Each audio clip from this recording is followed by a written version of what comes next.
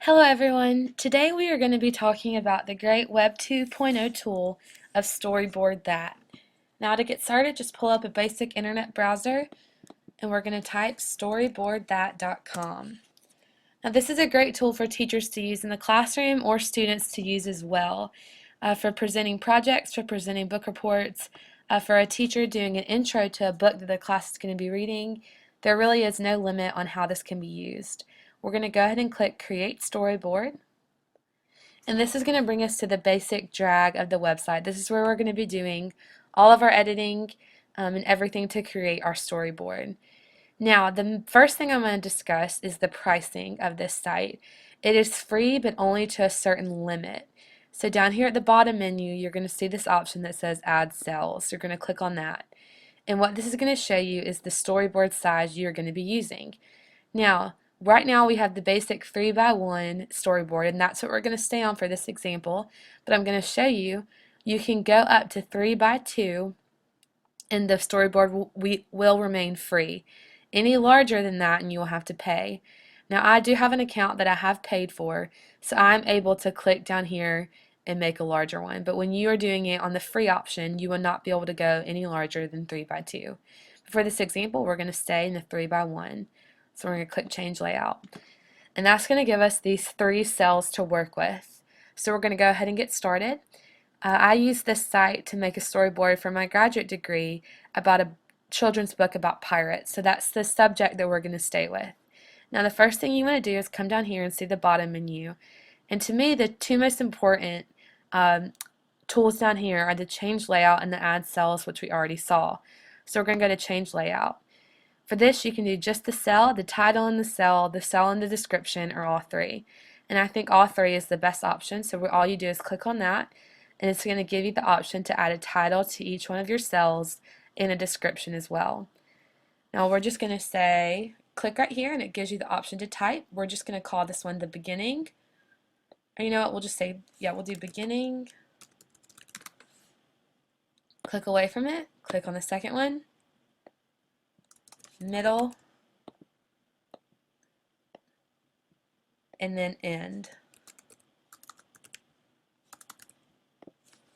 And so this gives you 3 different titles for 3 different cells, and then down here these are great. So say you're shooting a movie and you want to do a storyboard for that movie. The description place would be a good place to put the audio that you're going to be speaking, the type of shot, and how long the shot's going to last. So this is a great tool down here at the bottom, and it's the same principle. You just click and type whatever you want to type. You can change the font, the size, the color of the description box as well. So the customization options on Storyboard That are pretty much endless. So we're going to come up here to the top menu. We're going to see scenes, characters, textables, shapes, webmaster technology, upload, and a search box.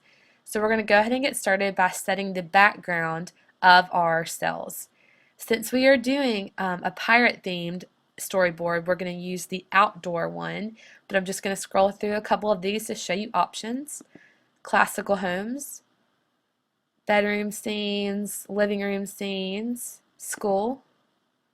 You can have a classroom setting, a school bus, a music classroom setting, historical. We can do castles, all different kind of options. But like I said, for this example, we're going to do a pirate one, so we're going to use some of the outdoor scene options. We're going to click this one right here, which is the deck of a boat, and all you do to use each one is click, drag, and drop. And the website fills the whole cell, so you don't have to do any resizing. Now for our next one, we're going to do the open ocean, so you just click, drag, drop.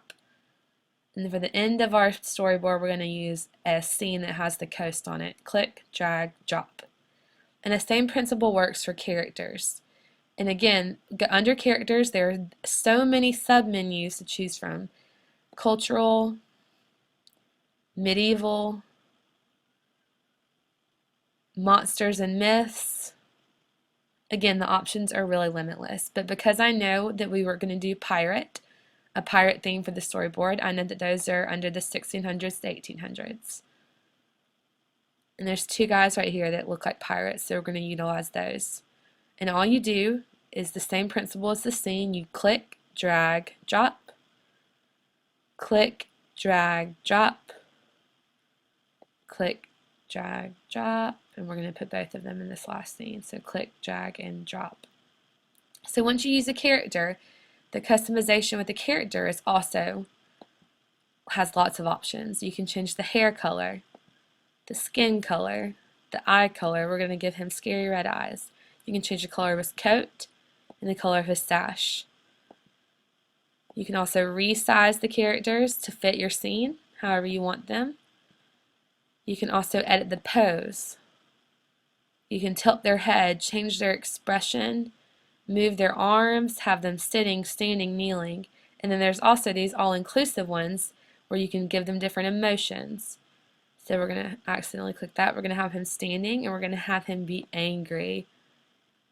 So that is the pose we're going to use. You can have him speaking, explaining, complaining, shouting, holding, walking, sitting, whatever you would like. So we're going to use this guy, and we're going to have him be angry.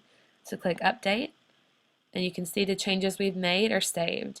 Now to click away from this guy, all you do is click on something else, and you can get away from him. You can also customize this theme by changing the sky color, and you can rotate it as well, but we're going to leave it as daytime. So we're going to move on to the next scene. Now we don't want this guy floating in the middle of the ocean, so we're going to scoot him over. We're going to come up to the search bar, which you can search for virtually anything. We're going to type ship. And this is going to bring up all the different ships you can choose from.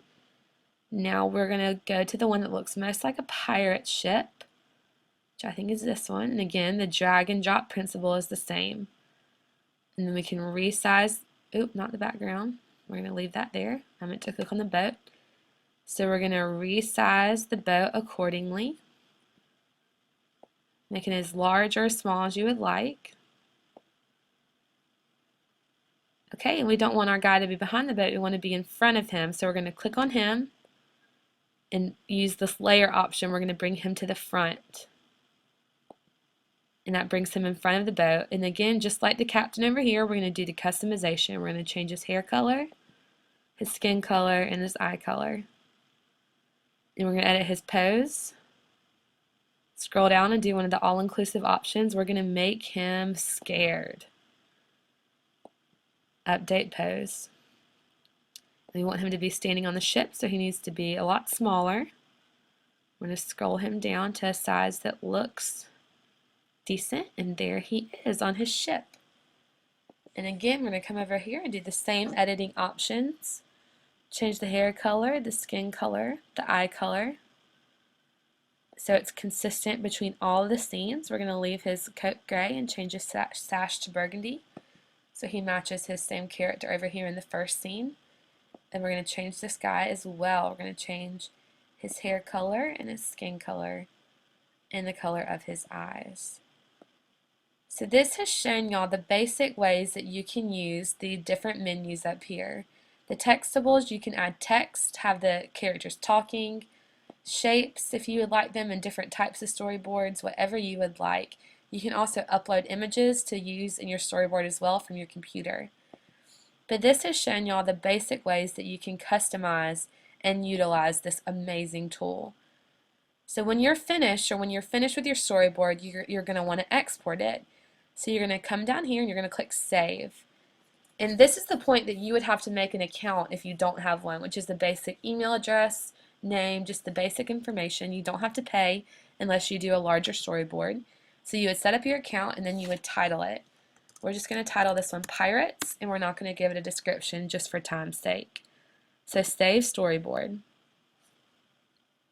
It's going to generate your storyboard for you, and then it's going to go to a page where it shows the final and saved version of your storyboard. So once it finished loading, we will see our storyboard completed, the beginning, the middle, and the end of our storyboard. Now we didn't include descriptions down here at the bottom, but like I said, you could definitely have done that. So now the menu at the bottom has changed now that we have saved it. Now we have two important options that I want to talk about, which I think are the best options for exporting your storyboard. You can click Download Images, and once you have made an account, you will put in your email so that the site already has your email. So all you do is click Download Images, and immediately Storyboard That will send you an image pack, which is JPEGs of each of one of your individual cells. So you click OK. Another option is download PowerPoint, and this Storyboard That will immediately send you a PowerPoint file of the storyboard you had just created. And from that point, you can save it as a JPEG, you can print it, and you can use it however you would like. So just for an example, I'm going to go show you one that I have already created. So I'm going to click on my account, and it's going to bring up all the storyboards that I have made in the past. Some of these are kind of silly, but this is the one that I've used for my graduate degree. It was How I Became a Pirate, and as you can see, I uploaded images from my computer of the book that I was doing a storyboard of. I utilized the description options to put the type of shot I was doing, the audio that was going to be recorded. I utilized all the graphics, the pirate ships, the backgrounds, the titles, and made a very well organized storyboard of a video that I would later shoot. So this has been StoryboardThat.com. I hope you've enjoyed this presentation, and I hope you will utilize this tool in the future in your classroom and for your students. Thank you so much.